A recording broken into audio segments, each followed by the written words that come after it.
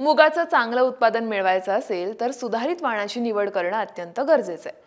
मुगाचे अनेक सुधारित वाण आहेत, त्यापैकी फुले चेतक हे 65 ते 70 दिवसात तयार होणारं वाण आहे।